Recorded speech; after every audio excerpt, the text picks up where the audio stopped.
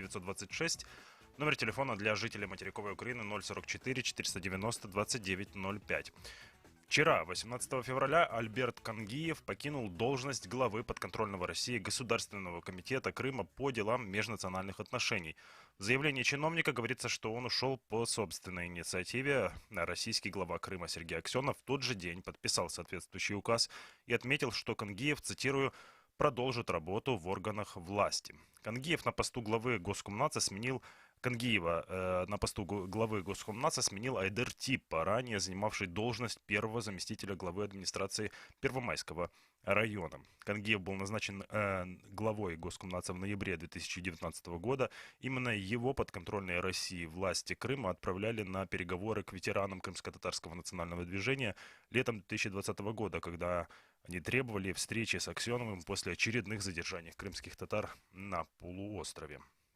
До 2014 года он был мэром Белогорска. Кангиев поддерживал Меджлис крымско-татарского народа и подал в отставку с поста мэра после аннексии Крыма России. В марте 2014 года только два руководителя регионов Автономной Республики Крым открыто не признали крымский так называемый референдум. Это глава Бахчисарайской райгосадминистрации Эльми Умеров и мэр Белогорска Альберт Кангиев. Кангиев тогда заявил, что данное действие ничего общего, кроме названия, с референдумом не имеет. И тем не менее, в 2019 году он возглавил избирательный штаб партии «Единая Россия» на выборах в, собственно, Белогорске. Тогда членами партии его представил депутат Государственной Думы из Крыма Руслан Бальбек. До Кангиева Государственный комитет по делам межнациональных отношений возглавлял с октября 2017 по октябрь 2019 Ленур Абдураманов. До него этот пост в период с апреля 2014 по октябрь 2017 занимал Заур Смирнов. В итоге Сергей Аксенов сообщил, что Смирнов ушел в отставку по его требованию из-за, цитирую, неэффективной работы. Небольшая справка. Государственный комитет по делам межнациональных отношений – это исполнительный орган государственной власти, который реализует госполитику и осуществляет функции в сфере межнациональных и межконфессиональных отношений, а также реабилитации репрессированных народов Республики Крым. В феврале 2019 года Аксенов принял указ, согласно которому из названия комитета убрали упоминание о депортированных гражданах. Комитет, который был создан около 30 лет назад, в свое время занимался в том числе обустройством вернувшихся из мест депортации в Крым крымских татар. Очередные кадровые перестановки, которые произошли вчера в Государственном комитете Крыма по делам межнациональных отношений, это повод обсудить, какие за последнее время сформировались отношения между крымскими татарами и местными органами власти. Важное уточнение: комментарий самого Кангиева относительно отставки, к сожалению, отсутствует. На звонки Крымреалии он не отвечает. Также мы обратились за комментарием к Ремзии Ильясову, он также не ответил, по крайней мере, пока что. Давайте тогда послушаем, как кадровые изменения в Государственном комитете по межнациональным отношениям прокомментировал Крымреалии заместитель главы Меджлиса крымско-татарского народа Эльми Умеров. Никакую оценку давать ему не нужно, так же, как не давали оценки его предшественнику, и не будет заслуживать никакой оценки его преемник. В чем он мог проявить себя? Все, кто соглашается работать с оккупационной властью или в оккупационной власти, что еще хуже, это беспринципные и непоследовательные люди. Какая разница, Типа там работает или Кангиев там работает, или его предшественник Ленур, не помню, Абдурахманов, по-моему, работал. И не потому, что я 3 года не был в Крыму и, может быть, уже оторвался, не понимаю, что там происходит. Это на самом деле так. А вот точка зрения на этот счет народного депутата, заместителя главы Меджлиса крымско-татарского народа Ахтама Чигоза. Я хорошо знаю Айдера Типа. Вот вся эта компания – это одни и те же лица. Вот они никогда не являлись авторитетами среди народа, никогда не являлись людьми, которые бы претендовали бы на лидерство общественного мнения в народе. Это вот такие вот люди, которые всегда находились возле тех, кто пользовался авторитетом среди народа и всякими правдами, неправдами пытались войти вот в тот пул, да, чтобы потом в свою пользу использовать эту ситуацию. И давайте послушаем, как Эльми Умеров оценивает рабочие перспективы нового главы Госкомнадзора Айдера Типпа.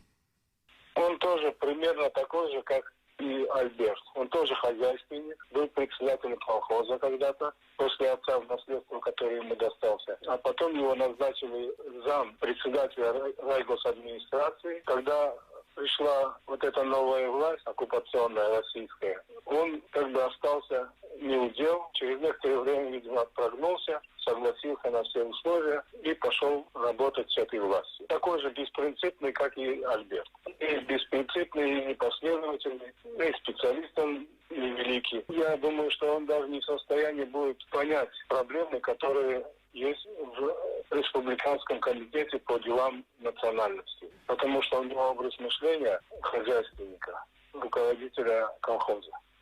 Ну, как вот вы слышите, оценки у нас в эфире сегодня звучат достаточно острые, поэтому я напомню, что мы трижды пытались получить комментарии Альберта Кангиева. Мы приглашали в эфир Ремзи Ильясова. Я напомню, что в принципе любой чиновник из Крыма может дозвониться к нам в прямой эфир даже прямо сейчас по телефону 8 800 10 06 926. А еще есть очень легко и удобно написать нам на электронную почту, адрес, который в открытом доступе есть на сайте Крым Реалии.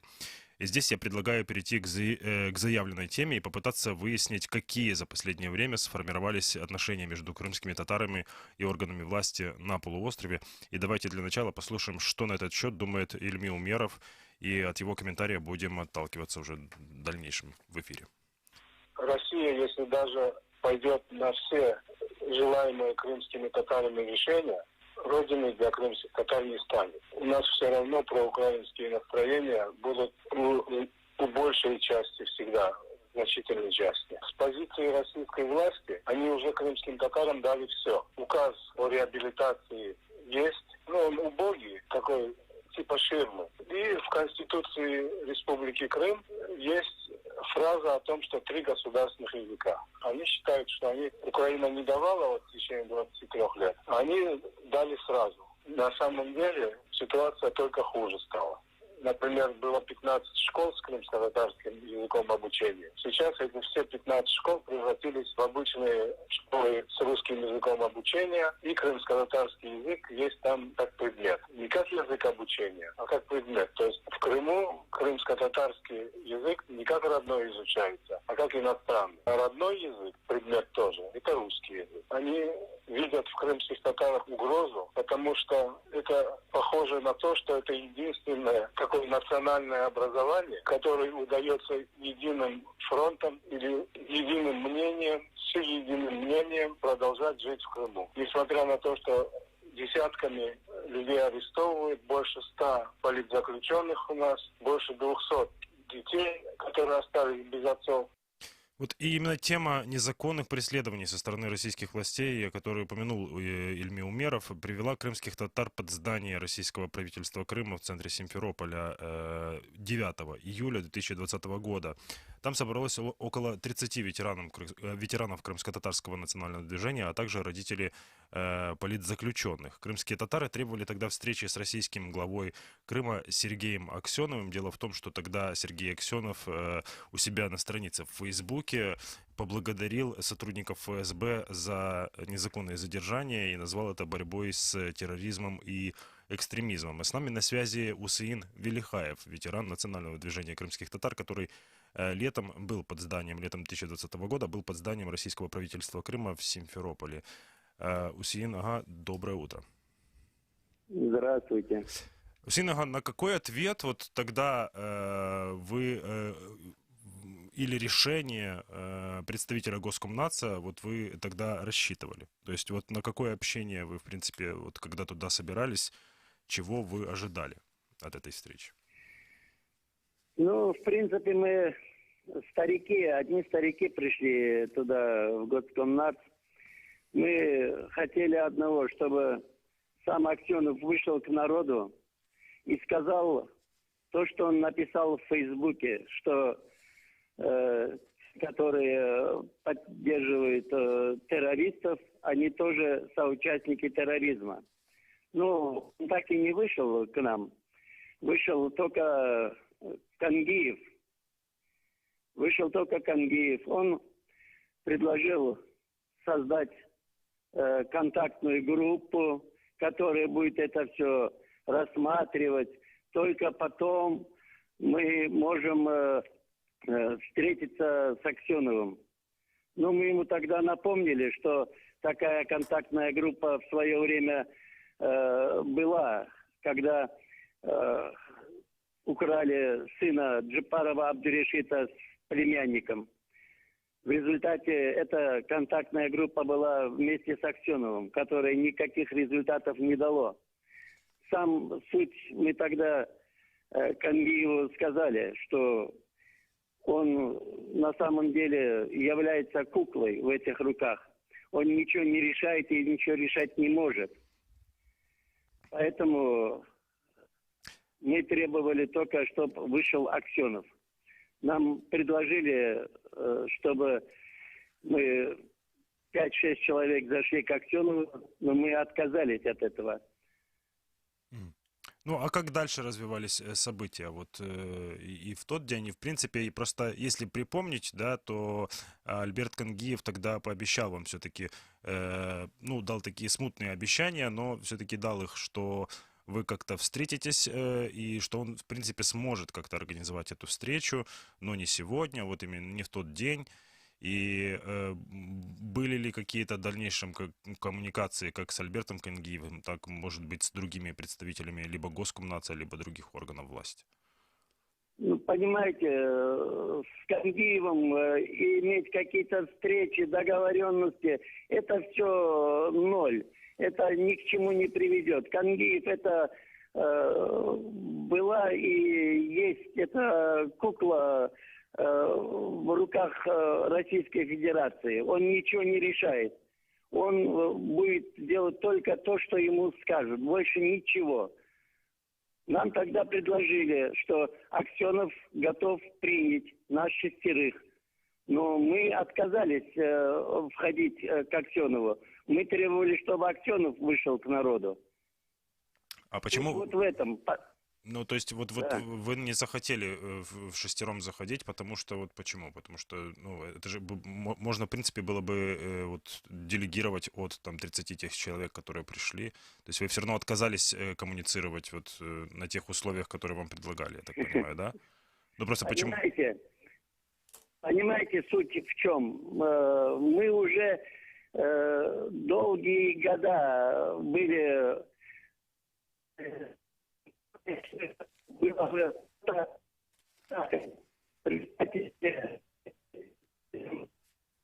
примеру, да, к Аксенову. Так? Мы заходим 6 человек без своих корреспондентов. Они там приготовят своих корреспондентов. Там будет...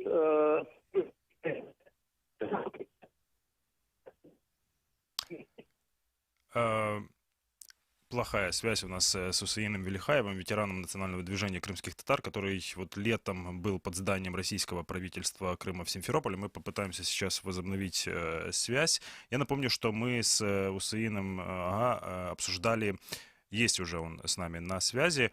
Вот я так понимаю, что вы опасались, что когда вы 6 человек придете вот в здание правительства, то какие-то будут вот информационные провокации, я так понимаю, что вот вы ожидали, наверное, вот опасались этого, да? Да. И в итоге, Мы хотели, чтобы Аксенов вышел к народу, он про народ такое высказал. Поэтому мы хотели, чтобы Аксенов вышел к народу. Но Аксенов не вышел к народу. Ну вот вы дважды были под зданием правительства тогда летом 2020-го, да? Да. И дважды Аксенов не вышел к народу. Только Кангиев выходил. А как вот вы, как крымский татарин, который живет вот на полуострове, оцениваете работу вот за последнее время органов власти, в том числе Госкомнадзора, вот в коммуникации, в работе с крымскими татарами?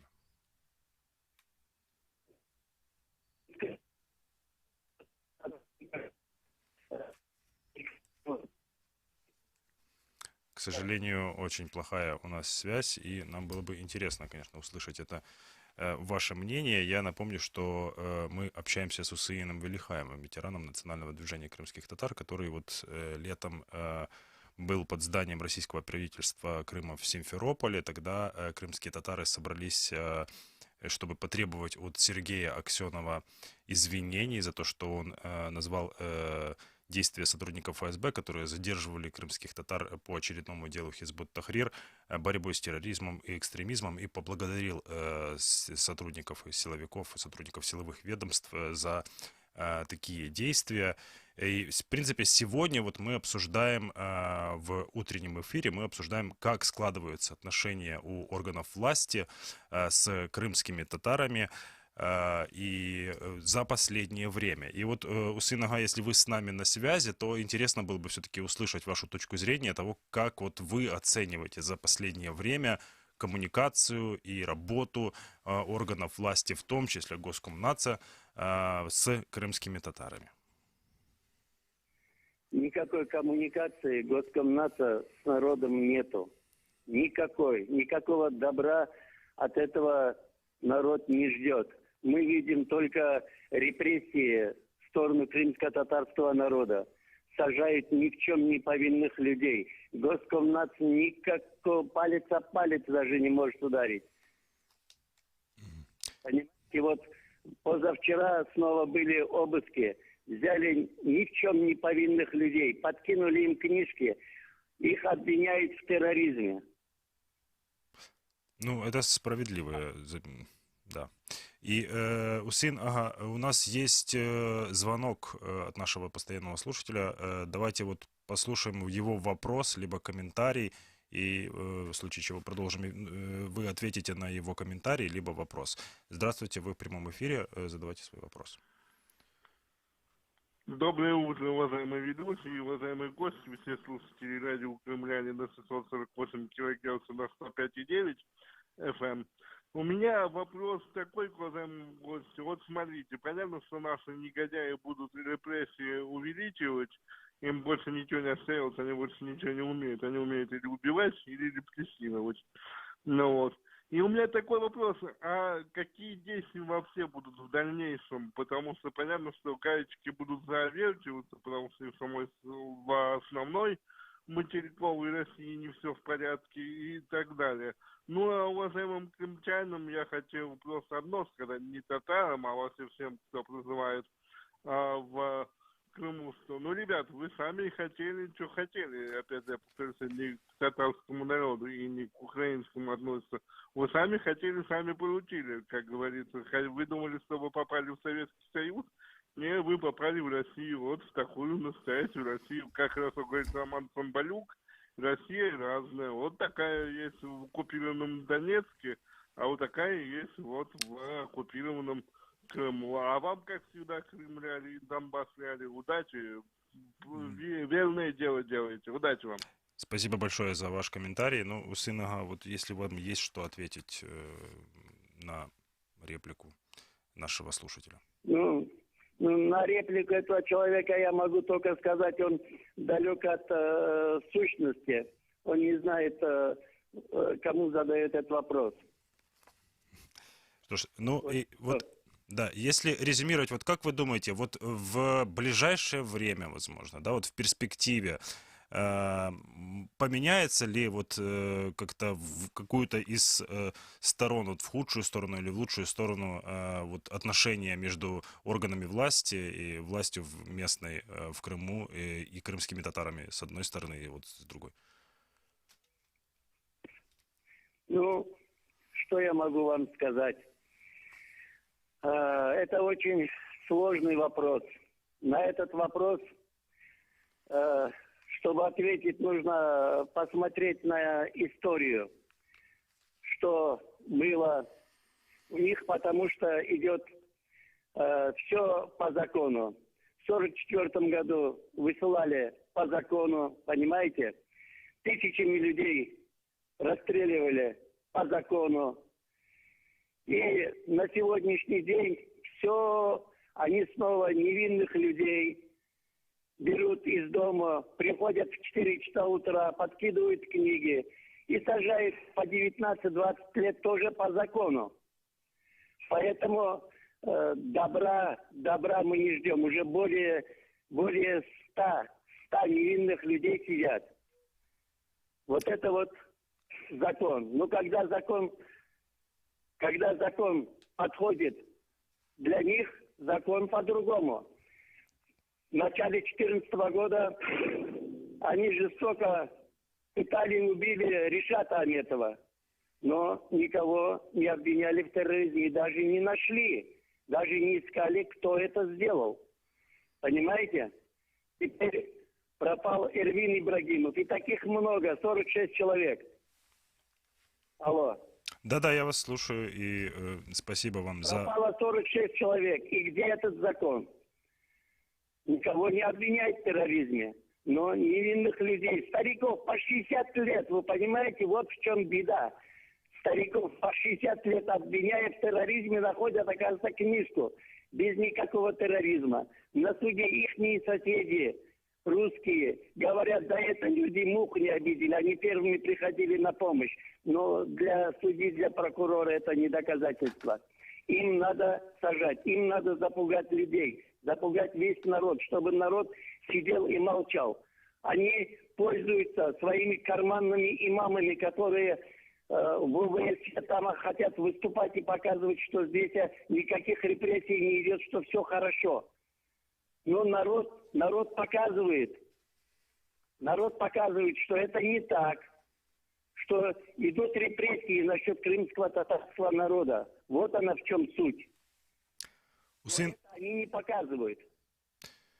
Усейн Ага, спасибо большое вам за ваш комментарий, за то, что вы включились сегодня в наш эфир. Я напомню, что с нами на связи был Усейн Велихаев, ветеран национального движения крымских татар, который вот летом был под зданием российского правительства Крыма в Симферополе, где требовал встречи с Сергеем Аксеновым и общался с Альбертом Кангиевым, который вот накануне ушел в отставку по собственной инициативе. Собственно, его отставка по собственной инициативе стала поводом для того, чтобы обсудить, как же складываются в последнее время отношения у органов власти местных в Крыму с представителями народов, и в том числе, в частности, с крымскими татарами. И у нас вот звучала и реплика достаточно вот такая, ну, яркая со стороны Усейна Велихаева, и я напомню, что мы на самом деле это приглашали в эфир и звонили, пытались взять комментарий у Альберта Кангиева, но он, к сожалению, не ответил на звонки Крымреалии, поэтому мы еще раз напоминаем, что, в принципе, у любого чиновника в Крыму есть возможность попасть к нам в эфир, вот в прямой эфир, в номер для звонков из Крыма 8 800 10 06 926. А резюмировать наш разговор сегодняшний к нам присоединяется Юлия Тищенко, руководитель Украинского независимого центра политических исследований. Юлия, доброе утро. Да, доброе утро. Вот по вашему мнению, может ли нынешняя власть Крыма предложить крымско-татарским активистам, несогласным вот с той повесткой, которую вот навязывается вот последнее время, вот и вы, наверное, слышали комментарий нашего предыдущего гостя, может ли эта повестка как-то поменяться в конструктивную сторону или вообще как-то измениться? Да, я не думаю, что есть вообще какие-то предпосылки, даже вот несмотря на эти изменения кадровые, да, как-то говорить про изменения повестки дня в Крыму там со стороны там Российской Федерации, там, ну и так далее. То есть ничего на это не указывает.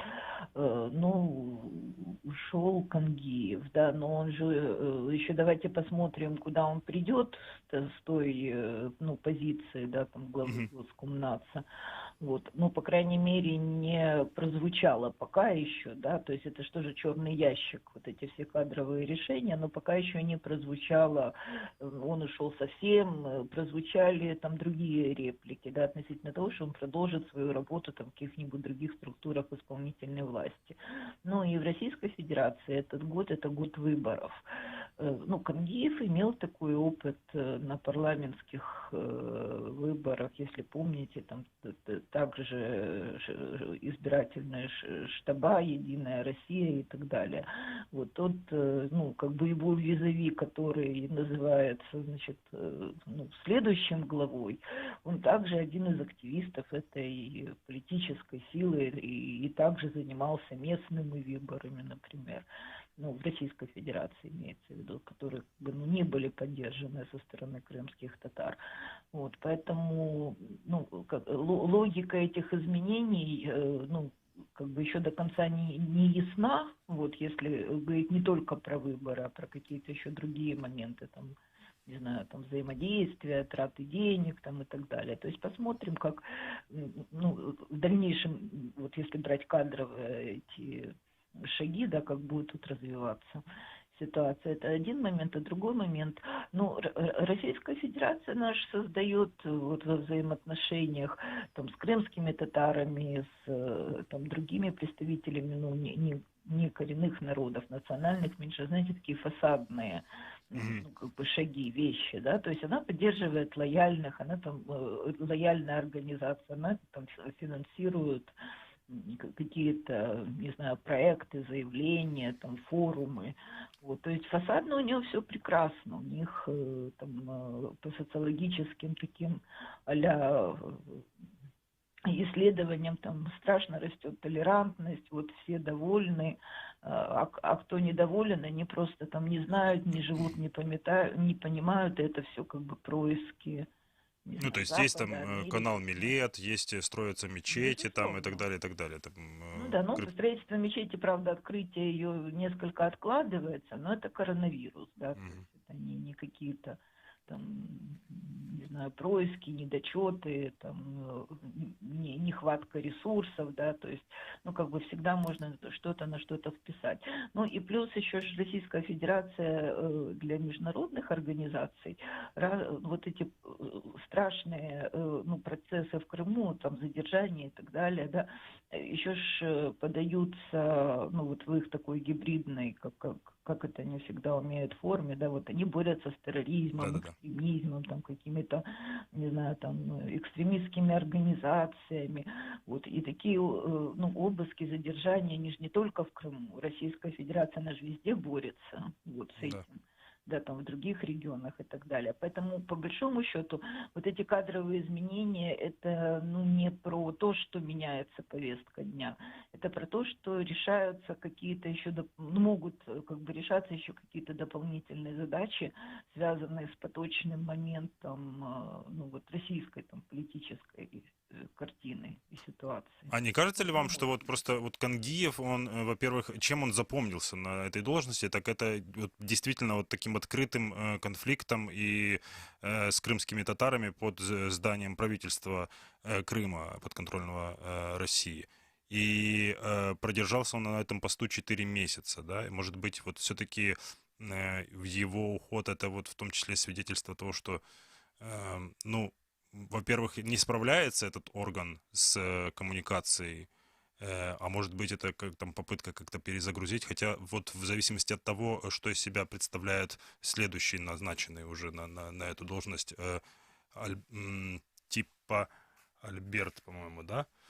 Да. Ну, знаете, я, честно говоря, ну, не думаю, что прям так все глубоко, в общем-то, задумываются там в Российской Федерации над этими процессами, да, то есть там 4 месяца, 5 месяцев. Если бы его, ну, такой съемщик на этой должности был из какой-то другой политической силы, другой политической команды, да, то есть можно было бы там еще о чем-то говорить. А так он тоже не был замечен там в какой-то супер коммуникации, да, там на своем уровне. Вот, то есть он реализовывал уже там с 2014 года там те, ну, на уровне района, да, там разные там хозяйственные, политические, там разные задачи, да, то есть по большому счету, ну, то, откуда его назначили, ничем уже не отличается от того, куда он пришел. Вот. Ну, а относительно так, коммуникации с крымскими татарами, кто бы ни был сегодня вот главой Госкомнатса, да, то есть он по сути ни на что не влияет. Ну, то есть он не влияет на силовые российские структуры, он не влияет на принятие решений, на повестку дня. Вот, то есть он может только перерезать ленточки, если будет как бы что перерезать, да, там. И это касается работы этого органа во всех вот сферах, да? Ну, по большому счету, да, то есть он администрирует какие-то ресурсы, которые там нужны для вот этой вот фасадной картинки про то, что в Крыму все замечательно, то есть он нужен, да, там, чтобы показать процент.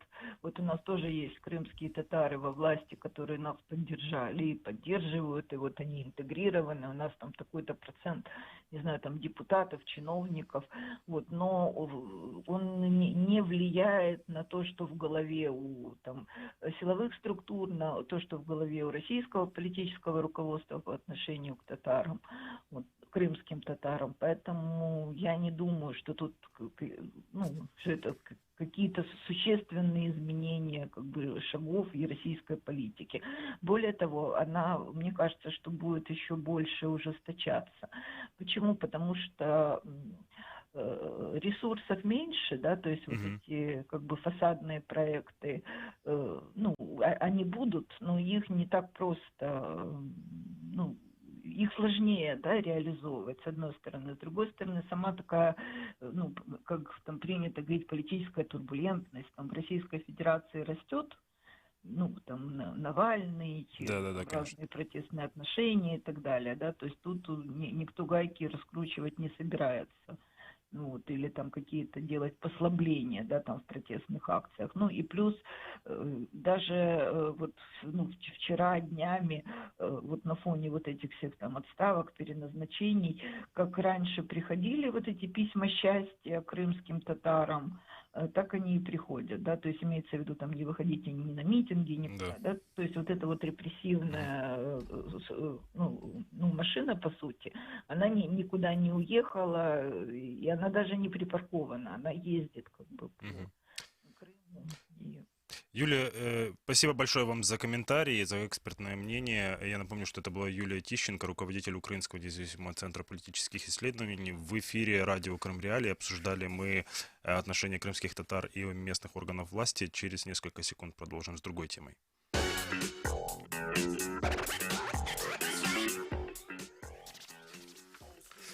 В ближайшие 13 минут поговорим о стратегии развития крымско-татарского языка. Министерство по вопросам реинтеграции оккупированных территорий Украины опубликовало проект концепции развития и популяризации крымско-татарского языка на период до 2032 года. В сообщении министерства говорится, что после доработки и согласования с центральными и местными органами власти в соответствии с установленной процедурой проект будет внесен как политическое предложение на рассмотрение правительства для принятия соответствующего акта. По информации главы ведомства Алексея Резника, в процессе работы над концепцией проведены десятки консультаций с специалистами. И далее цитата Алексея Резникова. «Мы попытались подойти к крымско-татарскому языку не только с точки зрения необходимости сохранения уникального наследия, а как к живой речи, которая должна передаваться от поколения к поколению и решать задачи коммуникации в современном мире», цитирует Резникова пресс-служба министерства. Письменные предложения и замечания к проекту акта принимают до 22 февраля. Ознакомиться с проектом концепции можно и на сайте Крым Реалии. Новость с этим материалом называется «Украинское министерство обнародовало проект концепции развития крымско-татарского языка». С нами на связи Рифат Чубаров, глава Меджлиса крымско-татарского народа. И вот с ним мы поговорим в том числе и на эту тему. Рифат, доброе утро, здравствуйте. Доброе утро.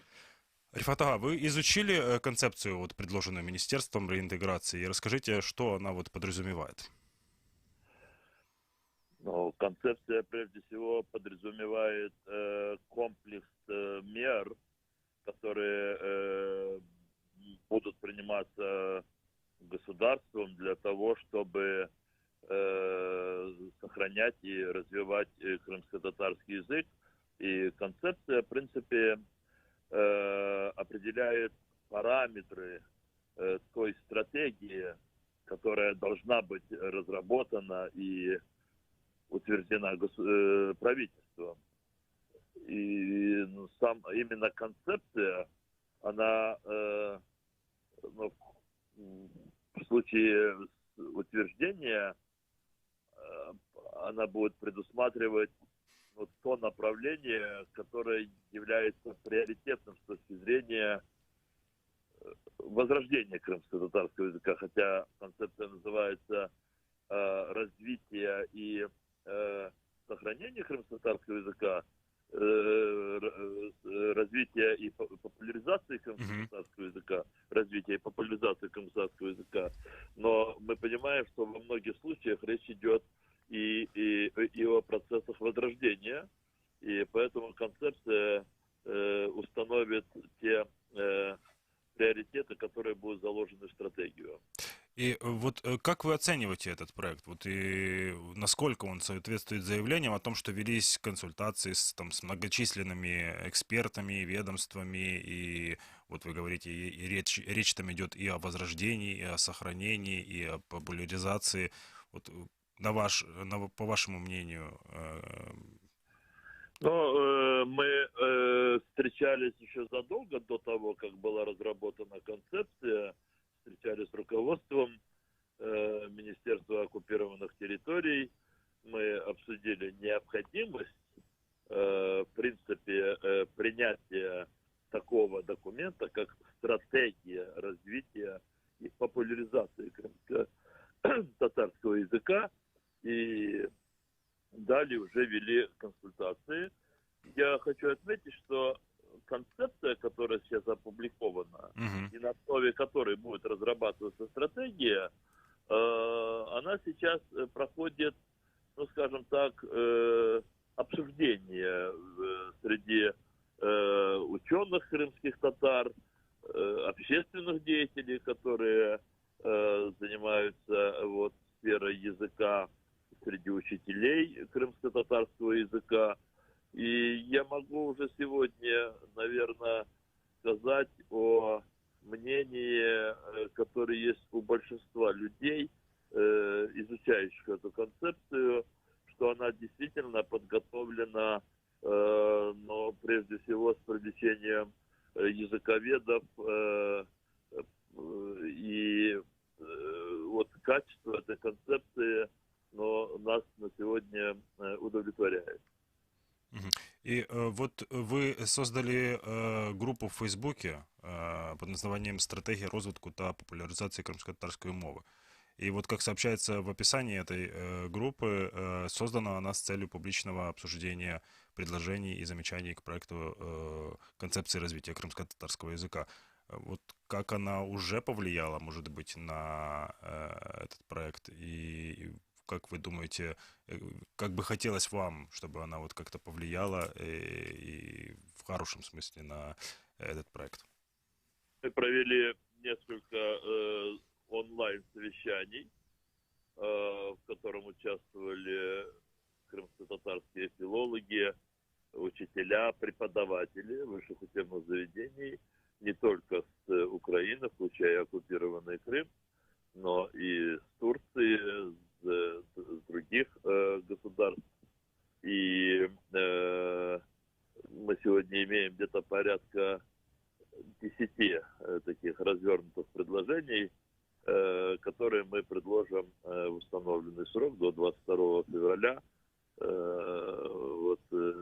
авторам этой концепции. Ну, собственно, автором этой концепции являются очень много людей. То есть мы их вынесем на обсуждение с целью включения в эту концепцию. Там есть аспекты, связанные с международной деятельностью, с привлечением ученых из других стран, для того, чтобы развивать и популяризировать крымско-татарский язык. Там есть сферы, связанные с международным законодательством, в частности, в сфере прав коренных народов. Мы считаем, что необходимо усилить будет или особо закрепить стратегии эти моменты. Поэтому эта группа, которая нами сейчас неформально создана, как мне представляется, она плавно перейдет в рабочую группу, которая будет выписывать, собственно, стратегию после того, как концепция будет утверждена на заседании правительства Украины. Я думаю, что это утверждение концепции состоится где-то в начале марта. Мгм. Как вам кажется, Рифат Ага, мы сегодня вот в том числе в предыдущие полчаса обсуждали то, как складываются в последнее время взаимоотношения крымских органов власти в аннексированном Крыму, подконтрольных России, с крымскими татарами, потому что, ну, и за информационный повод мы взяли отставку накануне Альберта Кангиева из поста главы Госкомнадза. Вот. И как вам кажется, вот как этот проект может помочь крымским татарам на полуострове сохранить вот языковую культурную идентичность? Ну, вы знаете, вот то, что мы предусматриваем совместно с правительством Украины, при условии того, что это все нами будет выполнено, мы совершим просто кардинальный рывок в развитии крымско-татарского языка. Ну, например, предусматривается издание многотомной серии «Памятники крымско-татарского языка и литературы». Я очень хотел бы, и мы закладываем эту возможность, что мы наконец-то приступим к работе над академическим словарем крымско-татарского языка. Некоторые его называют толковым словарем. Для нас это очень важно. Не говоря о том, что будут разрабатываться и дальше фразеологические словари. Ну и самое, конечно, ожидаемое в крымско-татарском народе, это то, что мы осуществим уже окончательные шаги по переводу алфавита крымско-татарской письменности на латиницу, с кириллицы на латиницу. Ну, я сказал окончательные шаги, но окончательные правовые шаги, потому что потом будут, конечно, этапы практического перевода. И с завершением этой работы, с переводом алфавита крымско-татарской письменности на латиницу, мы наконец-то со всей нашей обширной диаспорой не только будем говорить на одном языке, но мы будем писать на одном алфавите, что для нас чрезвычайно важно. И это действительно будет кардинальный прорыв, потому что именно возможность нам читать друг друга, к тому, что мы говорим друг с другом, будет одним из таких механизмов, которые поможет нам развивать крымско-татарский язык, сохранять его. Рифат Ага, большое спасибо вам за комментарий, за то, что вы присоединились к нашему утреннему эфиру. Я напомню, что с нами на связи был Рифат Чубаров, глава Меджлиса крымско-татарского народа, и обсуждали мы с ним стратегию развития крымско-татарского языка. Дело в том, что Министерство по вопросам реинтеграции оккупированных территорий Украины опубликовало проект концепции развития и популяризации крымско-татарского языка на период до 2032 года. И в составленном ЮНЕСКО атласе языков мира, находящихся под угрозой исчезновения, среди прочих значится крымско-татарский язык. Тем временем российские власти полуострова после 2014 года свели к минимуму количество часов крымско-татарского и украинского языков в общеобразовательных школах. Об этом, кстати, собственно, говорил и Ильми Умеров, когда комментировал то, как складываются отношения между органами власти в Крыму и крымскими татарами. Он рассказывал о том, что практически во всех школах исчез крымско-татарский как язык, на котором идет обучение, и просто он свелся к тому, что он преподается как предмет. И с вами было радио Крым Реалии. В студии для вас работал Тарас Ибрагимов. Я напомню, что вы можете не только нас слушать, но и смотреть наши стримы на YouTube страницах Крым Реалии и на странице Facebook, в Фейсбуке страницы Крым Реалии.